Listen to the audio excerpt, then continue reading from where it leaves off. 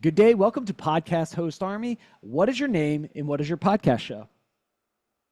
Hi, but it's Steve Spiro, the Master Connector, coming at you live and direct. And the show is called the Master Connector Show. I know it's a very creative name, but that's the name. Very cool. So tell us, being a master connector, how do you leverage your podcast show and all the media and content that you create to become the master connector? How do those connect for you? Well, the truth is that what happened for me, I wound up going. I was doing some videos, and I found out LinkedIn Live actually was you had to apply. So I wound up applying for kicks and giggles, and I got approved. And so now I had to go and do something with it. So as an introvert, shy and introverted guy, the last thing I could think of was, to be on broadcast and podcast or whatever. But I went to a friend who had been on his show, and I'm like, hey, I got approved. He's like, dude, I've been trying to get on LinkedIn Live for 2 years. We should collaborate. So I started to, do the show with him, and we created the Master Connector Show, which was great.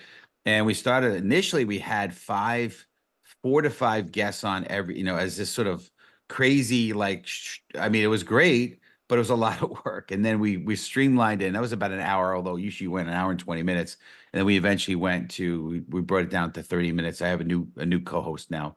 But how we've leveraged it really it's been a great platform for me to showcase me as a speaker, because that's my main thing is being an inspirational speaker. It's been also a great opportunity for me to leverage my network and showcase myself as a thought leader, but also at the same time bring value to my connections as I connect with people daily. If I feel like they have a good message, they've got a good following, I can have them on my show as a way to bring value to my community. Yeah, man, that's really cool. Two things that I'd like to learn from you is, I just spoke with a guy the other day who's also shy and introverted. The idea of being on a podcast or media is really terrifying for that person. Like, what advice do you have for other people who are shy, introverted, who are interested in maybe getting in the world of podcasting, YouTube creation, or maybe even public speaking? Yeah, I mean, for me, the best way that we were able to do it is I use Calendly to book the show, and I ask for not only a bio, the headshot, but also 3 takeaways. And then what I'm able to do is from that I craft 6 questions. So being prepared for me as an introvert, I think, has helped. So I'm not just winging it, right? And we've got a very formatted show, so we have an intro and outro video. We've been able to really structure it so that I think as an introvert, structure is important, and and not just winging it. So that's been helpful for us. Yeah, very cool. So as you've gone through this, what was one of your favorite memories from doing the show? And it looks like our timer just slowed down for a second, so we slowed down time for this. But kind of walk us through maybe a memory looking back on all the podcasts you did. Like, what was something that really stood out to you in that experience? I mean, I think a big one was having Bob Berg, the Go Giver, on our show. We had Dr. Dre on our show. I mean, just having some really cool, amazing guests on our show has been really memorable.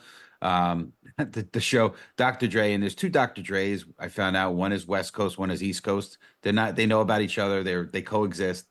But the one I interviewed was East Coast, and he's visually impaired.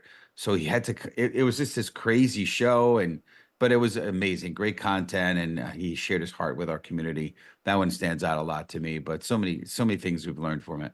Yeah. Now, how do you, for the speakers out there who have a podcast show, what is a good tip on getting speaking gigs from podcast and YouTube stuff?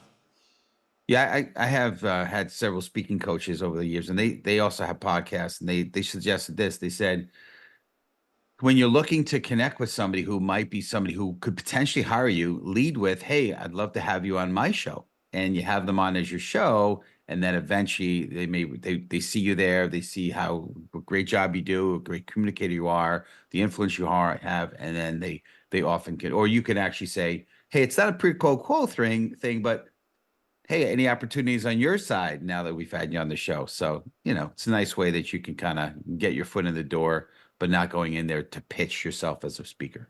For sure. And it lines up with Bob Berg, the Go Giver, right? Start Oh, with yeah. the giving, and then, we'll see the law of reciprocity and influence kicks in. So, Steve, one more time, man, thanks for coming on this. This has been a blast. Where can people go to connect with you and listen to your podcast show? Best is LinkedIn, but you could also go to, so find me, Steve Spiro. It'll come up as the Master Connector, but also go to masterconnector.show and you'll find me there, or stevespiro.com. Cool. Everybody, I hope you're enjoying these quick 5-minute tips and tricks on podcasting and YouTube creation. As always, reach out to our guests. Say thanks for being on the show. Their contact information will be in the show notes below. If you'd like to come on the show, head on over to podcasthostarmy.com. We'll see you on the next one.